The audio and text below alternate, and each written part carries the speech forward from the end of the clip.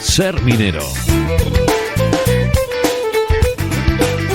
Son las 12 horas 46 minutos y una semana más seguimos dentro o fuera de la mina o viviendo experiencias relacionadas con la mina y con la minería. Y como siempre, nuestro guía es Roberto Fernández, director del Museo de la Siderurgia y la Minería de Castilla y León. Buenos días, Roberto. Hola, buenos días, Chelo.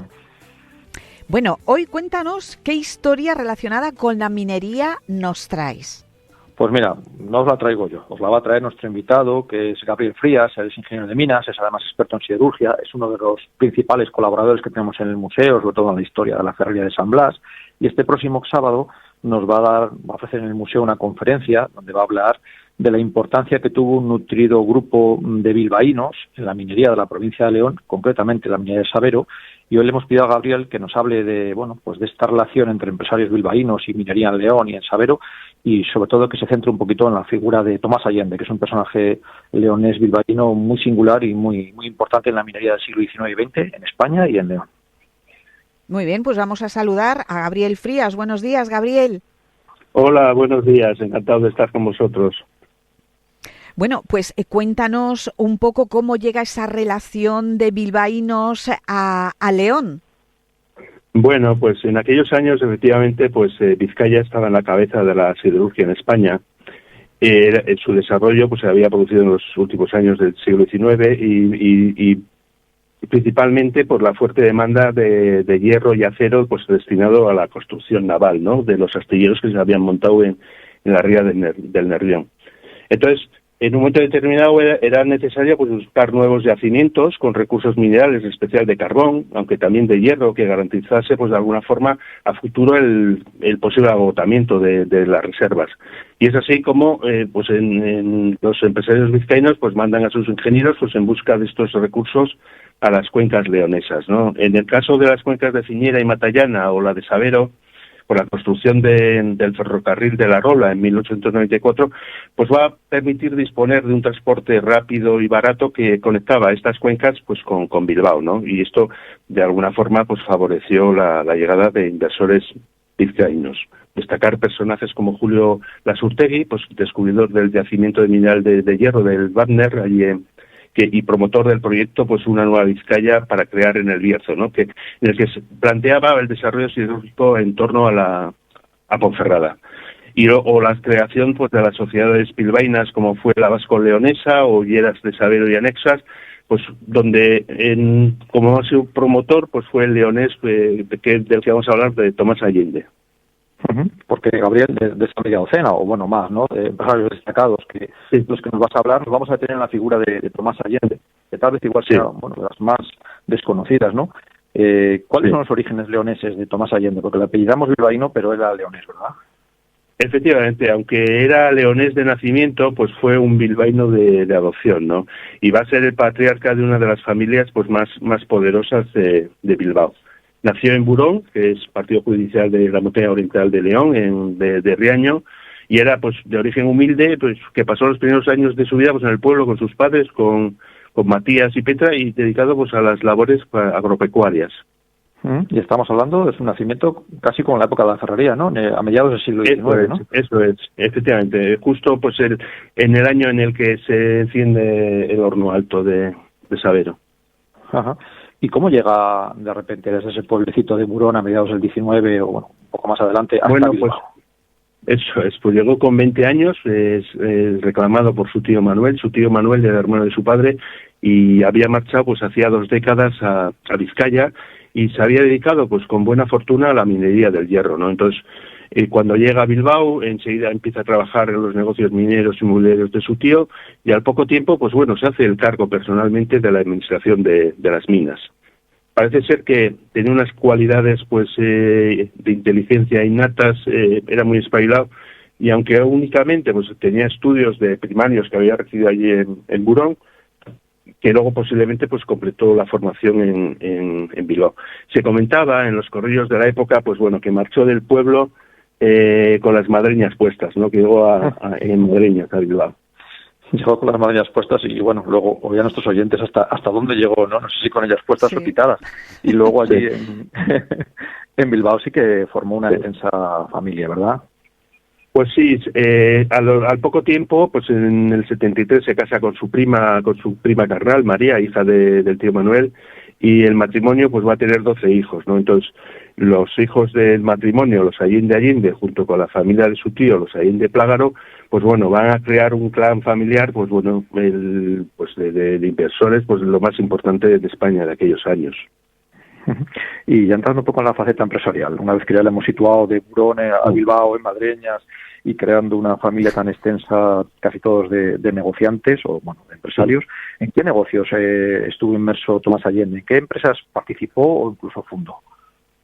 Pues bueno, los negocios emergentes en aquellos años en España, pues era principalmente la minería, la siderurgia, el ferrocarril, la electricidad y luego el tema inmobiliario, ¿no? Entonces fue accionista y fue consejero, incluso presidente de numerosas sociedades, por ejemplo, de mineras, pues como la Hulleras de Sabero o la Vasco-Leonesa, siderúrgicas como Altos Hornos de Vizcaya, participó en la fundación, de la Baskonia, de ferrocarriles como el de la Robla o los ferrocarriles, el MZA, que era la segunda compañía más importante en la época de España, después de las ferrocarriles del norte, de bancos como el Banco Español de Crédito, el Banco de Bilbao, el Banco de Vizcaya, y luego petroleras como Cansa, o incluso alimentarias como, por citar algunas, de la sociedad azucarera. Tenemos que tener en cuenta que en 1914 pues se le atribuía una de las mayores fortunas de España, si no era la mayor. Claro, pues estás hablando de empresas emblemáticas en la minería leonesa, ¿no? Has dicho ya Sabero-Nexas, la Vasco-Leonesa, el ferrocarril de la Robla, o sea que era en aquellos años un personaje importantísimo. Sí. Supongo que como muchos personajes de aquella época combinaba negocios y política, ¿no? Pues sí, llegó a Bilbao y enseguida empezó sus inquietudes políticas, pues siempre perteneció al Partido Conservador. Y en 1894 va a fundar pues lo que se llamó la Liga Nacional de Productores o Liga Vizcaína de Productores, que fue creada por poderosos industriales vizcaínos pues para defender sus intereses de la industria, ¿no? Sobre todo en la industria local vizcaína relacionada con el tema siderometalúrgico. Ya en el 96 pues es elegido diputado a Cortes por el distrito de Riaño. Y posteriormente pues ya pasa su carrera al Senado, en el que está más de 20 años, pues elegido por la provincia de León y la última etapa pues por la provincia de Soria. Incluso después en la época de la dictadura de Primo de Rivera, pues es nombrado incluso representante de la Asamblea Nacional, ¿no? Que era un órgano pues que había sustituido a lo que eran las Cortes. Uh-huh. Ya ves, Chelo, que empresario en Bilbao, pero político en León, ¿eh? Sí. Pero bueno, imagino que Gabriel, Tomás tendría descendencia, ¿verdad? Sí, eso es, sí. Pues bueno, descendencia, tú, dime. Que quería, si al tener descendencia, cómo su descendencia ha podido ir viendo cómo lo que ha sido algo boyante, la minería, ha ido en decadencia hasta su cierre definitivo. Bueno, y que quedan vestigios, afortunadamente, como el museo, ¿no? de la siderurgia y la minería en Sabero. Sí. La segunda generación se dedicó al tema de la minería. Su hijo mayor, Enrique, pues fue continuador de los negocios del padre, ¿no? Fundó, por ejemplo, en el 15 por la Sociedad de Hulleras del Oeste de Sabero y Veneros, una empresa que ha estado hasta el 75.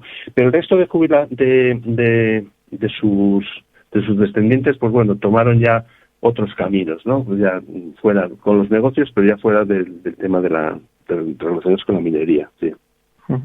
Y por ejemplo, tuvo un nieto de él fue Tomás Allende García Baster, que fue ministro de Agricultura en el 69, en la época del gobierno de Franco, sí.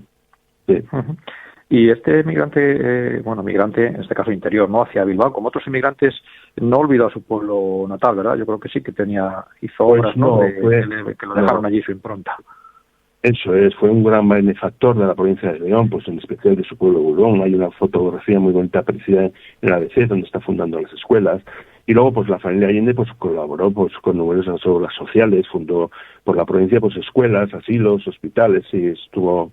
Y luego también es curioso, ¿no? Con su adversario político, el leonés Fernando Merino, el conde de Sagasta, que está casado con la hija de Sagasta, pues fundó varias empresas pues, que fueron el origen posterior de la industrialización de León. Sí. Uh-huh. Y más o menos para ir acabando ya, Gabriel, una cosa muy singular que yo desconocía y que muchos oyentes seguro que desconocen fue el importante legado inmobiliario que dejó, ¿verdad? Algunos edificios emblemáticos incluso en Madrid. Sí, así es. Por ejemplo, en León hay un edificio muy interesante en la calle Ancha, un edificio de viviendas, pues que llamado Casa Allende, pues con un estilo modernista, con una cúpula de pizarra de base cuadrada, con su aguja, su óculo. Y luego también, pues otro que ha desaparecido, por ejemplo, fue el caso del Palacio Burón, que estaba ahí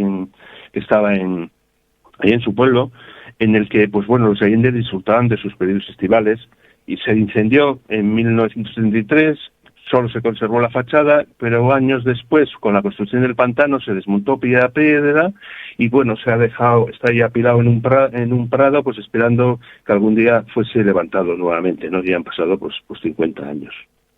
El muelle, por ejemplo, aquí en Vizcaya, en el muelle de las Arenas, pues hay un claro ejemplo de los palacetes que construyó y que aún se conservan, y luego en Madrid, por ejemplo, en la Plaza Canalejas, en la esquina Carrer San Jerónimo, por la Casa Allende, ¿no? De estilo ecléctico, vamos, una maravilla, que si vais por Madrid, pues os aconsejo que lo visitéis. Uh-huh. Y bueno, Gabriel, pues, qué un ejemplo más, ¿no? Uh-huh. De esos otros 4, 5, 6 de los que nos hablarás el próximo sábado, ¿verdad? Sí, eso es. Bueno, hemos elegido pues porque es más igual es desconocido en la provincia de León, y los otros son más conocidos, pues bueno, pues en Sabero, ¿no? Sí. Bueno, lo tenemos que dejar aquí, desde luego que es muy interesante. Sí. Y la charla, ¿recordamos cuándo, Roberto? Sí, pues mira, el próximo sábado a las 6, el que quiera asistir que nos llame para apuntarse, y va a hacer un repaso. Este ha sido muy breve, pero bastante extenso, de unas figuras súper interesantes en el tema empresarial y además también político y personal, ¿eh? Sí, bueno, es un resumen, pues son ingenieros, empresarios y banqueros, ¿no? Lo más importante que había aquella en la época en Vizcaya, y que de alguna forma están relacionados con Sabero y que están en el callejero de Sabero, efectivamente. Gabriel Frías, muchas gracias, y bueno, que te escuchamos en Sabero este sábado, eso es, si no me equivoco, ¿no? Estarás allí también, ¿no? Sí. Vale. Sí. Y Roberto, tú por supuesto no puedes faltar, ¿no? Hombre, yo soy un fijo. Claro, bueno, eso es, un fijo del museo y también de la radio, porque el próximo lunes también nos encontramos aquí. También tan interesante como el de hoy. En Ser Minero. Muchas gracias, Roberto. Muchas gracias, Gabriel. Hasta luego. A vosotros, encantado de estar con vosotros.